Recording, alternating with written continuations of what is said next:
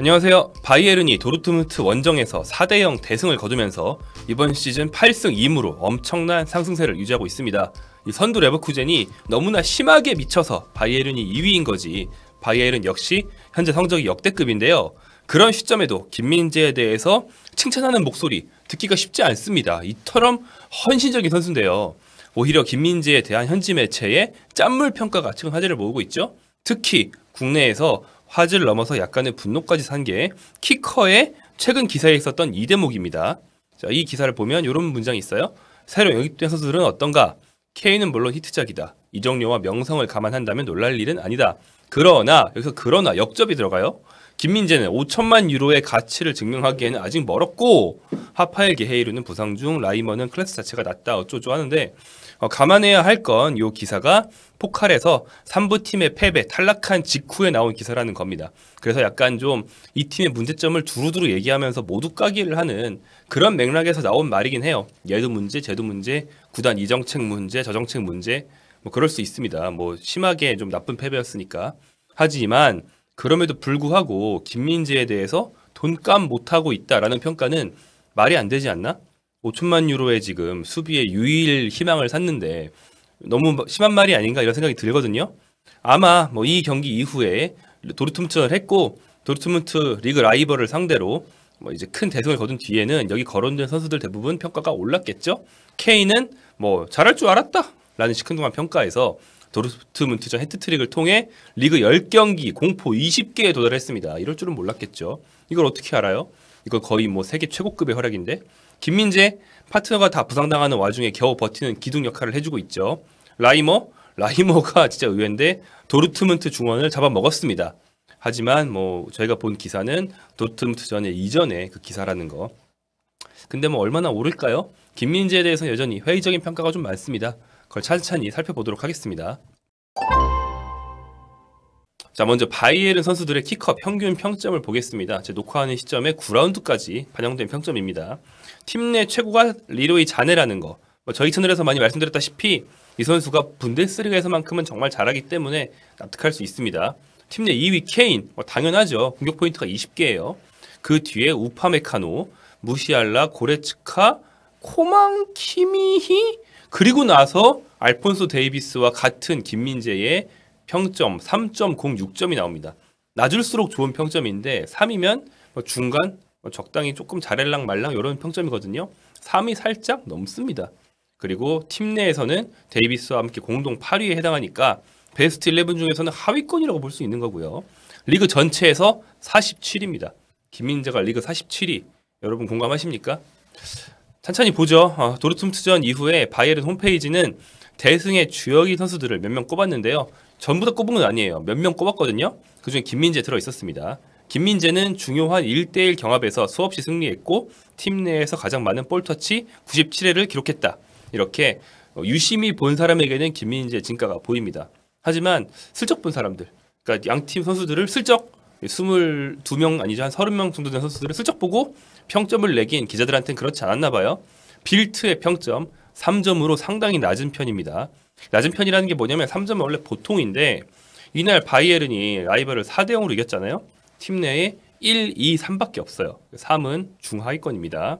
1위 자네 케인, 2가 우파메카노 고레츠카 무시알라, 3위 김민재 노이어 데이비스 마즈라이 라이모 코망인데, 쉽게 말해서 수비진은 버스 탔다? 약간 이런 느낌이고, 수비수 중에서 골 넣은 우파메카노만 2로 올라갔거든요. 아니 근데 도르트문트 상대로 무실점을 했는데 수비진이 다 3인 게 맞나? 이 생각이 들고요. 다음 스카이 스포츠 독일, 역시 3점으로 좀 낮은 편입니다. 여기는 평어도 있는데요. 우파메카노와 함께 필크루크를 완전히 지워버렸다. 상대 공격수 필크루크는 독일 대표팀 주전 공격수죠. 좋은 위치 선정으로 경합을 쉽게 승리했다. 이 몬스터는 로이스와 브란트의 후반전 초반 두 차례 기회도 막아냈다. 좋은 말이잖아요. 좋은 말만 잔뜩 써놓고 팀 내 최저 평점인 3.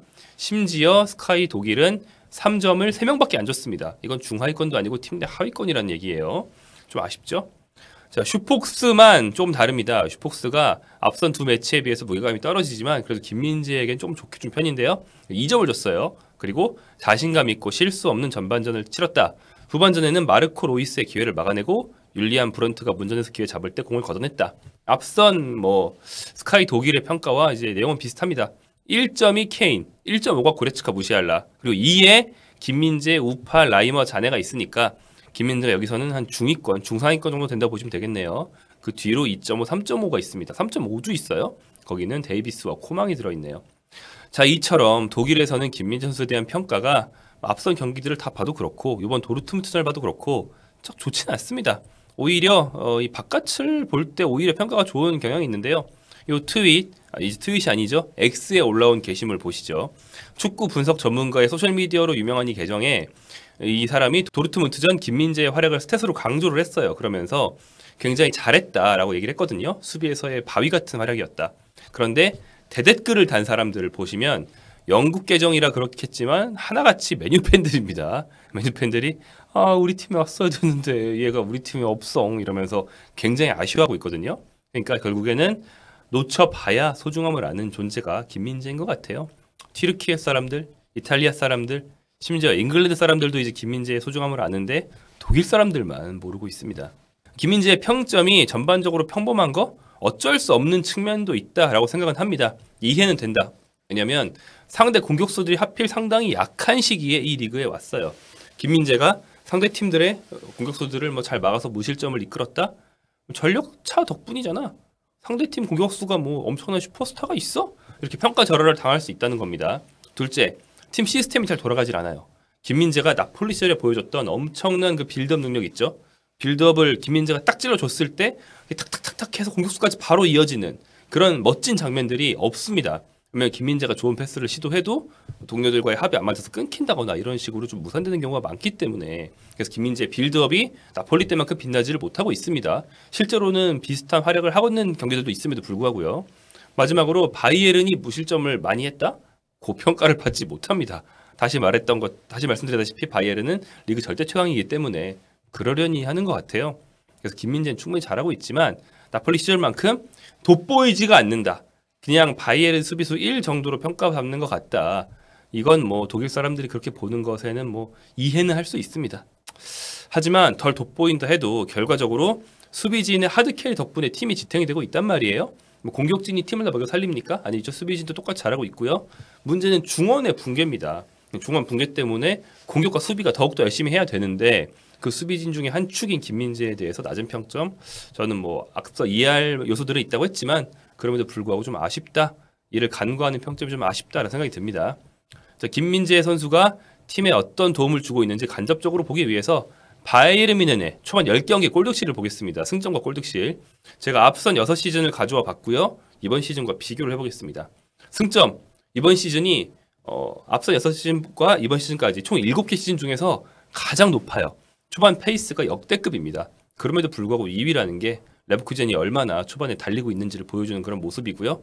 득점도 이번 시즌이 최다 타이입니다. 실점을 보세요. 최저 타이예요. 바이에른 같은 팀이 이번 시즌만큼 초반 10경기 동안 실점을 적게 한 적은 딱 2번밖에 없습니다. 보시면은 코바치 감독이 좀 어려움을 겪다가 풀리그로 바뀌었을 때 심지어는 그 다음 시즌 풀리기 온전히 지휘한 시즌조차도 초반 10경기 동안 16실점으로 경기당 1위 넘었어요. 근데 지금 10경기 동안 단 7실점만 내주고 있거든요. 이건 현재 분데스리가에서 최저 실점일 뿐 아니라 바이에른이란 팀 기준으로 봐도 엄청나게 적은 실점이다. 이걸 누가 이끌고 있다? 김민재가 이끌고 있죠. 뭐 풀백들도 그렇고 뭐 센터백 파트너도 그렇고 다 바뀌고 좀 불안정하잖아요. 그리고 골키퍼가 노이어가 쭉 나온 게 아니고 계속 울라이였다가 노이어로 최근에 바뀌었잖아요. 울라이겠습니까? 주역이? 꾸준히 뛴 게 울라이 김민재밖에 없는데 김민재란 말이에요. 이런 점을 감안한다면 또 가산점이 있을 필요가 있지 않나 생각이 됩니다. 자, 공격이 케인과 잔의 활약 덕분이라면 당연히 수비는 김민재가 캐리했다 이렇게 볼 수 있는 것이죠. 뭐 김민재 다음으로 기여도가 높은 수비수 센터백 우파메카노라고 볼 수 있습니다. 김민재 두 파트너 중에서 더리튼 적게 뛰었고 우파메카노 많이 뛰었으니까. 근데 출장 시간 다양한 역할을 오가면서 희생했다는 점, 헌신적인 태도 이런 기여도 고려한다면 당연히 김민재가 1등입니다. 자, 특히 키커의 경우에서 김민재의 각 경기 퍼포먼스에 비교적 좀 평범한 평점을 준다. 큰 만족을 못했다? 뭐 그럴 수 있다고 생각합니다. 하지만 저는 각 경기도 경기지만 좀 있으면은 전반기 끝나고 전반기 랑리스트에 나오거든요. 키커에서 한 시즌에 2번 내놓는 전체 선수 평가가 나온단 말이에요. 줄 세우기, 평론적인 성격이 있는 그런 이벤트죠. 전반기를 마치고 랑리스트가 나올 때는 반 시즌을 다 돌아봐야 되는데 그때만큼은 바이에른이라는 거함이 침몰하지 않도록 지탱한 한 축이었던 김민재의 그런 팀 내 비중, 헌신 이런 것에 대해서 가산점이 반드시 있어야 한다고 생각을 합니다. 랑리스트는 별도의 평론을 하는 것이지 앞선 18경기에 자기들이 내긴 평점에 그냥 기계적인 평균을 내는 게 아니잖아요. 추가적인 고려 요소가 있을 수 있단 말이에요. 거기서는 김민재가 조금 더 평가가 올라가야만 할 것이다. 지금처럼 무슨 리그 전체 47위, 48위 이 정도 평가로는 부족하다. 저는 이렇게 말씀드리고 싶습니다. 자, 도르트문트전 분석으로 가보겠습니다. 도르트문트전은 키미히가 못 뛰었어요. 앞선 경기 퇴장 때문에 빠졌는데 사실 그래서 우려가 정말 컸죠. 그나마 요즘 부진하다고 해도 키미히는 키미이기 때문에 이 선수가 없으면 김민재 앞에서 수비 저지선 그리고 패스 줄기 역할을 할 가장 좋은 미드필더가 빠진다. 그럼 고레츠카와 라이머 둘 다 좀 부진했던 선수들인데 이들의 조합으로 중원을 어떻게 짜느냐 큰일 났다 이런 말들 했거든요. 근데 웬걸? 도르트문트를 4대0으로 깼고요. 고레츠카와 라이머가 뛸 때가 오히려 키미히 있을 때보다 더 나았어요. 여러분들 보셨죠? 그래서 좀 재밌는 양상이 생겼습니다. 사실 투엘 감독은 그동안 키미히 활용에 어려움을 겪어왔습니다. 키미히 딜레마의 핵심은 키미히는 전체적으로 능력이 굉장히 뛰어난 탑급 미드필더인 건 분명하지만 그의 파트너가 애매하다, 키미히의 최적의 역할이 애매하다라는 활용상의 문제가 있었어요. 키미히는 기본적으로 좀 패서, 테크니션 쪽인데 키미히에게 후방 플레이메이커를 맡기면 그 앞에서 박투박이 있어야 되는데 박투박을 좀 좋은 조합을 짤 수가 없었습니다. 한참 고레츠카가 좋을 때는 키미히 고레츠카면 됐는데 요즘엔 그게 묘하게 작동이 안 됐죠. 그 다음 키미히를 전진해서 흔히 그쪽에서 말하는 표현이 8번으로 쓴다. 이게 앞선 감독들, 나겔스만도 그랬고 키미히를 활용하는 최적의 방식인데 이건 역시 키미히 뒤에서 공을 백업해줄 6번, 즉 수비형 미드필더가 없다는 난점이 있었고요. 사실은 그것만이 문제가 아니에요. 투엘은 늘 6번만 사면 된다라고 말했지만 그 유일한 문제가 아니었습니다. 더 중요한 문제는 키미히와 케인이 묘하게 안 맞는다는 거였어요. 키미히의 패스로서 가장 큰 장점은 페널티 박스 안에 있는 동료에게 찍어 차주는 패스입니다. 그러니까 아군 공격수가 페널티 지역 안에 들어가서 좀 정적으로 그냥 멀뚱멀뚱 자리 잡고 있어도 키미히는 찍어 차는 패스를 정말 잘하기 때문에 그 패스를 동료 공격수에게 정확하게 전달할 수가 있었습니다. 이게 레반도프스키가 아예 문전에 가서 그냥 공을 받으려고 기다리고 있으면 키미히가 찍어 차서 전달해주는 패턴. 이 패턴으로 정말 재미를 많이 받고 레반도프스키가 역대급 득점을 했거든요. 잘 맞았어요. 그런데 케인은 그런 성향이 아니죠. 문전에서 기다리는 성향이 아니라 내려오는 성향입니다. 케인이 내려와서 키미히 옆에서 같이 공을 배급하기 시작하면 키미히로서는 이제 패스를 받아줄 스트라이커가 없죠. 그렇기 때문에 다른 역할을 찾아야 됩니다.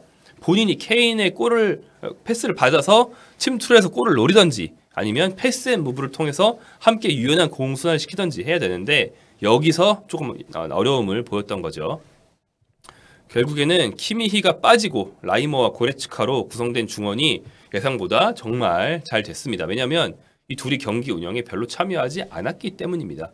대신에 본인들의 장점인 에너지 또 좀 투박하지만 드리블 통해서 공을 전진시킬 수 있다는 점 이런 점들만 활용해서 투박으로 구성된 그런 에너지 중심의 중원이 됐어요. 중원 힘싸움에 전념하는 미드필더가 2명이었기 때문에 오히려 중원 싸움에서 승리하는 그런 결과가 났던 겁니다. 자, 공 탈취 횟수를 보면 라이머와 고레츠카를 합친 게 7회였어요. 반면 도르트문트의 자비차오와 에지찬의 조합은 3회에 불과했습니다. 바이에른이 이긴 거죠. 패스 성공률 라이머와 고레츠카 모두 90% 이상을 기록하면서 그게 멋진 스루패스 별로 없지만 그래도 안정적으로 운영했습니다. 반면 자비차와 에지찬은 모두 80% 이하였습니다. 이처럼 중원 싸움에서 이길 수 있었던 바이에른의 조합이었습니다. 자, 그렇다면 이 둘 다 박투박이면 경기 운영을 할 플레이메이커가 없는데요. 그건 누가 하나요? 라는 질문이 있을 수 있습니다. 그것은 이선의 자네나 무시할라도 부분적으로 했지만 또 부분적으로는 케인이 상당 부분 키미의 역할을 대체하는 걸 볼 수 있었습니다. 케인이 이런 플레이 좋아하는 거는 토트넘 때부터 잘 아시죠? 오히려 키미가 없어서 케인 중심으로 공이 잘 순환하는 듯한 그런 대목도 몇 번 있었어요. 그러니까 특정 플레이메이커의 패스 줄기에 의존하지 않고 돌아가면서 재빠른 움직임으로 도르트문트 수비를 공략하려는 움직임을 보였고 케인은 이선에서 이런 선수들에게 패스를 공급하거나 함께 공을 돌리다가 골을 넣을 수 있을 때만 최전방으로 올라가는 기막힌 움직임을 보여줬습니다. 스피드는 느리지만 움직임은 좋은 케인의 장점이 잘 살아났죠. 자, 이 새로운 시스템에서는 이런 질문을 할 수 있습니다. 김민재가 할 게 별로 없어 보이는데요? 평범한 센터백이 수비만 잘하면 공격은 알아서 속공으로 하는 거 아닌가요? 김민재가 할 게 별로 없었으니까 3점이 맞는 거 아닌가요? 라는 질문이 있을 수 있습니다. 하지만 김민재는 이날도 역시나 잘 보이지 않아서 그렇지 기여도가 굉장히 높았습니다.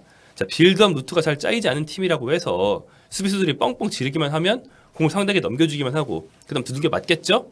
후방에서 결국 공을 간수하면서 점유율을 최소한 확보를 해야 됩니다. 그래서 이날 바이에른 점유율이 50%로 중간을 갔거든요. 여기에는 돌아온 노이어 골키퍼 그리고 김민재 비중이 굉장히 컸습니다. 도르트문트가 압박을 해도 자신감을 갖고 무조건 쇼패스로 풀어나가려고 하는 노이어, 물론 무조건 아니에요. 롱킥도 했지만 가급적이면 쇼패스로 풀어나가려고 하는 노이어의 모습이 있었고요. 노이어의 패스는 주로 김민재를 거쳐서 공 간수가 됐습니다. 김민재는 볼터치와 패스 모두 팀 내 최다 기록을 가지고 있었어요. 그리고 공격 지역 패스가 팀 내 2위였습니다. 그러니까 지킬 때 잘 지키고 앞으로 줄 때도 틈이 생기면 잘 줬다는 뜻이죠. 그 공격 지역 패스 자체가 수치가 높지는 않습니다만. 자, 그리고 바이에른은 패스를 보시면 전체 패스에서 도르트문트보다 꽤 많거든요. 또 재밌는 건 그 바이에른, 그 대단한 바이에른인데도 상대 진영에서 돌린 패스는 도르트문트보다 적습니다. 자기 진영 패스가 굉장히 많아요. 그거는 도르트문트보다 거의 90개 많거든요. 그러니까 자기 지정에서 패스를 많이 돌렸다. 이건 뭡니까? 김민재가 결국 공을 오래 가지고 있었어야만 바이에른이 일방적으로 얻어맞지 않고 최소한 좀 안정적으로 경기를 운영할 수 있었다. 이 뜻이 됩니다. 김민재의 비중이 컸다는 거죠. 또한 도르트문트가 바이에른 지정에서 공을 많이 돌렸다. 이것은 바이에른이 수세에 많이 몰렸다는 것이죠. 이것은 김민재가 자기 진영에서 넘어와서 공을 다루고 있는 도르트문트 선수들을 많이 다뤄야 했고 수비 상황을 많이 겪었는데 슛을 많이 안 주고 수비 리딩을 잘했다는 그런 뜻이 됩니다. 자, 김민재가 말씀드린 것처럼 전방으로 단번에 뽑아주는 패스는 많지 않았고요. 이날 의도성 있는 빌드업으로 상대 수비를 연다거나 이런 아름다운 플레이는 많지 않았습니다. 하지만 공을 잘 간수하다가 속공기회가 생기면 앞으로 찔러주거나 아니면 이제 팀 전체가 압박으로 기회를 창출할 때 수비 라인을 조정하거나 이런 플레이는 뭐 팀 전술을 잘 소화했다. 그러니까 팀 컨셉트가 다소 수동적이었기 때문에 김민재도 안정감 위주로 플레이했다라고 보시면 되겠어요.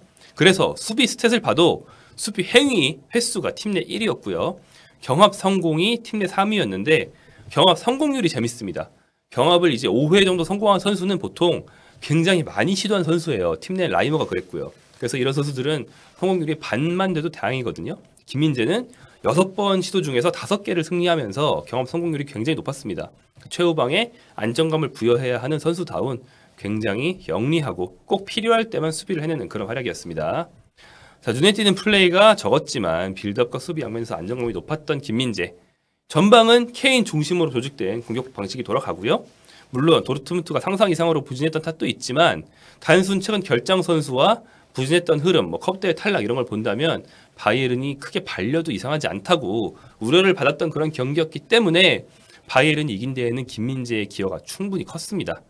자, 노이어, 김민재, 케인으로 이어진 중심축 형성이 되고 그 사이사이에 열심히 뛰는 미드필더와 케인과 죽을 맞출 수 있는 이선 자원들이 포진해 있다. 이런 식의 구조였어요. 그 사이에 또 하나의 중요한 축 역할을 했던 키미히가 빠졌기 때문에요. 키미히 없는 팀이 너무 잘 돌아가면서 뭐 키미히는 물론 돌아와야겠지만 또 활용법을 찾아야겠지만 개인적으로는 키미히 없는 상태에서의 조합을 좀 오래 보고 싶을 정도로 도르트문트전은 좀 괜찮았습니다. 그러므로 다시 한번 김민재에 대해 평점이 낮은 것은 뭐 덜 돋보이는 역할을 맡고 있기 때문에 어쩔 수 없다는 건 뭐 저도 인정합니다. 하지만 최소한 축자랄, 그 이상의 축자랄이 매겼다면 김민재의 더 이제 심층적인 팀 기여도까지 반영해서 더 높은 평점 주지 않았을까? 이런 아쉬움이 남습니다.